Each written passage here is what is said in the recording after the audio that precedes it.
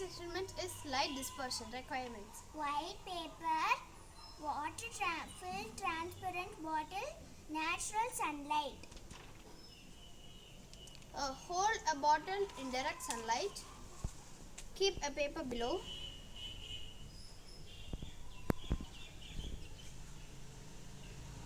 Now we can see a rainbow. Adjust the bottle to get a rainbow. Here is the rainbow.